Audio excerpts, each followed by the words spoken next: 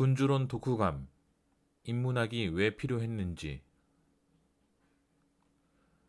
방법에 따라 여러 가지로 나누는 수가 있겠지만 나는 군주론 본문을 세 부분으로 나누고 싶다. 바로 주장, 근거, 예시로 나뉘는 세 부분이다. 세습군주는 권력 유지가 쉽다는 것이 주장이 된다면 큰 노력 없이 선왕에 남겨놓은 관습만 따라도 문제 없다는 것이 근거가 되겠고, 이탈리아 페라라 공의 이야기를 든 것은 예시가 되겠다. 북클럽의 다른 회원이 추천한 방법대로 밑줄을 그어가며 책을 읽어보았다. 군주론의 발제를 맡아 이번 모임을 이끌고 가야 해서 조금 더 자세히 책을 읽을 필요가 있었기 때문이다. 그런데 유독 밑줄이 그어지지 않던 부분이 있었다. 앞서 언급했던 주장, 근거, 예시 세 부분 중에서 유독 예시 부분에는 전혀 밑줄이 그어지지 않았다. 다시 말해 사람의 이름과 사건의 전개가 설명되는 역사 부분에는 밑줄을 긋지 않았다는 뜻이다. 왜 그랬을까? 나는 역사를 별로 좋아하지 않고 중요하지도 않게 생각을 해왔고, 그래서 밑줄을 긋지 않았다. 쏟아지게 소설된 왕들의 이름 중 내가 아는 사람의 이름은 한 명도 없었고, 더불어서 이번 기회에 새로이 알고 싶지도 않았기에 어떤 부분은 역사적 사건에 대해 상세히 논하고 있음에도 세심히 읽지도 않고 그냥 넘겨버렸다. 알지도 못하고 알고 싶지도 않은, 검은 것은 그리고 흰 것은 종이일 따름이었다. 돌이켜보면 나는 학창시절에도 역사 과목을 좋아하지 않았다. 그래도 수업 시간에 졸지는 않고 듣기는 듣고 있었으나 금방 한 귀로 흘려보내고 말았다. 내가 역사를 왜 좋아하지 않았는가를 생각해보면 나에게는 역사가 암기 과목이라는 고정관념이 있었고, 나는 뭔가 외우는 것을 좋아하지 않았기 때문이다. 왜 외우는 것을 좋아하지 않았냐면, 어차피 책이나 인터넷 등지에서 쉬이 찾을 수 있는 것을 구태여 노력해 외워야 할 이유를 알지 못해서다. 역사를 알면 현재를 알고 미래를 알 수 있다는 말이 있다. 많은 이들이 당면한 선택지를 고를 때 역사적 사건에서 힌트를 얻는다. 삼국지를 보면 조조의 아들 조비가 원희의 부인을 빼앗자 그를 지켜본 공용이 고사에도 유사한 일이 있었다고 말을 하는 부분이 있다. 조조는 공용의 말을 듣고는 역사적으로도 그런 본받을 만한 일이 있었다는 뜻으로 알아듣고 자신들을 두둔하는 것으로 생각했다. 하지만 후일에 조조는 공용이 말한 고사가 없었던 일이라는 것을 알게 된다.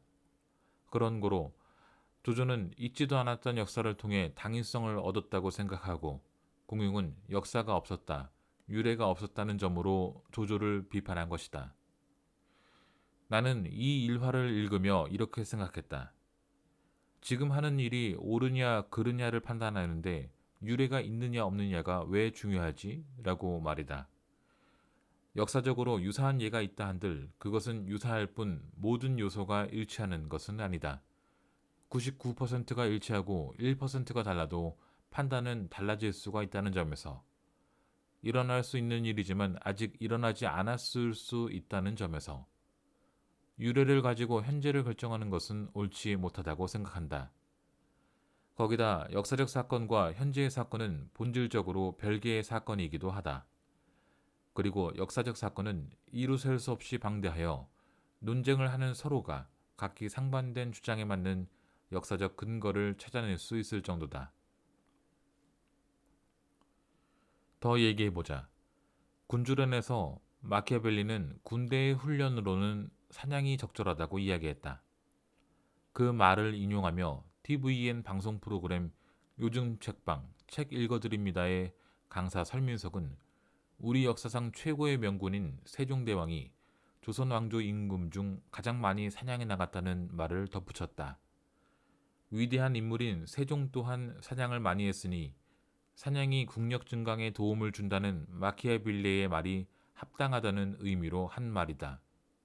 실제로 마키아벨리의 주장이 옳다고 하더라도 설민석의 문장 그 자체로는 논리적 비약이다. 세종대왕이 하셨으니 옳다? 그러면 세종대왕께서 고기를 좋아하셨으니 우리도 고기를 좋아해야만 한다.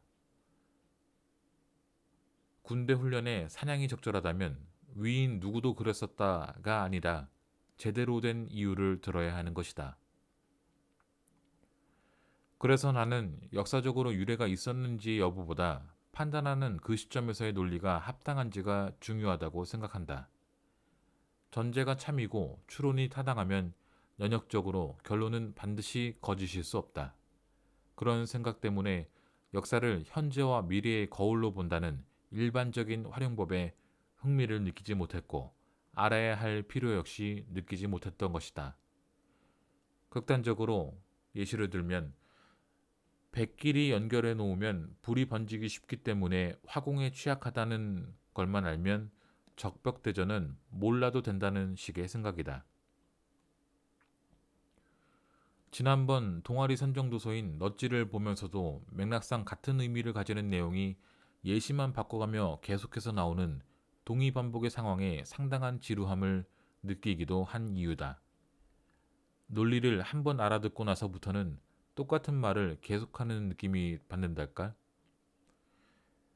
내게는 여러 예시가 여러 가지 새로운 이야기가 아니라 똑같은 말로 느껴진다. 그러니까 그런 나에게 군주론에 서술된 역사적 예시가 오죽 검은 것은 글씨요 흰 것은 종이랬다로 보였을까. 그런 와중에 독서 동아리 카페에 다른 회원이 남긴 댓글을 보았다. 프란시스 베이컨은 아는 것이 힘이라 했고 푸코는 힘이 아는 것이라 했다는 인용으로 시작하는 내용이다. 그 회원은 해박한 지식을 바탕으로 글을 쓸 때 여러 사례와 여러 명사의 말을 인용하는데 상상해보면 그 인용이 있고 없고가 참 다르다. 프란시스 베이컨이 누군지, 푸코가 뭐한 사람인지 잘 알지도 못하는데 그들의 말이 붙어있으면 이어지는 주장이 그럴싸하게 읽힌다. 아는 것이 왜 힘인지에 대해 일일이 논증하는 것보다 명언 하나, 고사 하나가 더 강한 설득력을 가지는 것 같기도 하다.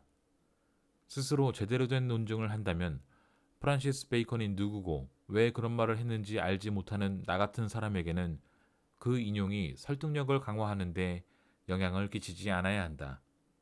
베이컨의 말이 맞는 말이라고 할지라도.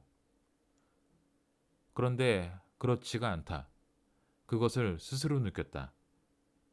일찍이 미국의 16대 대통령인 에이브러햄 링컨은 인터넷에서 본 글에 사진과 인용문이 함께 붙어 있다고 해서 다 믿지 말라고 경고한 바 있다.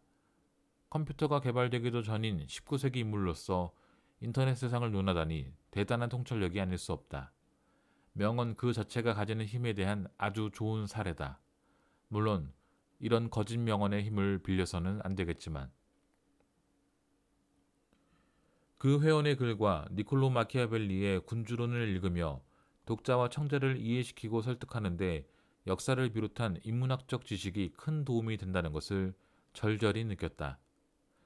이의의 문장을 쓰면서도 서로 다른 역사 석간을 예시로 들며 논쟁했던 일화를 덧붙였으면 얼마나 좋을까 생각했는데 생각이 나지 않아서 못 넣은 게 아쉽다.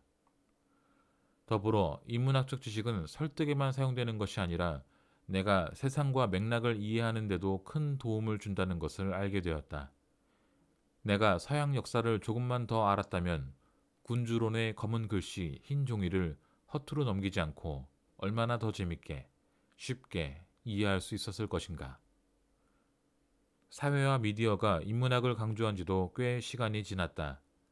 그래서 인문학의 중요성은 익히 들어 알고 있었는데 한편으로 그것이 왜 중요한지에 대해서는 알지 못했다.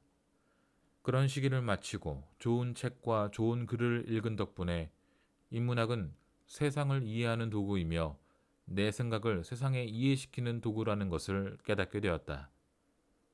군주론의 내용과 관련 있는 깨달음은 아니지만 아무튼 깨달았다.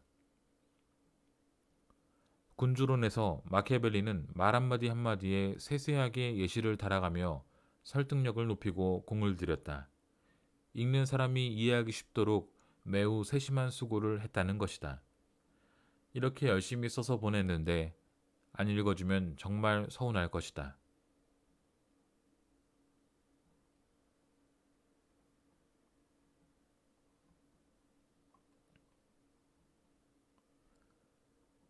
군주론 독후감, 인문학이 왜 필요했는지,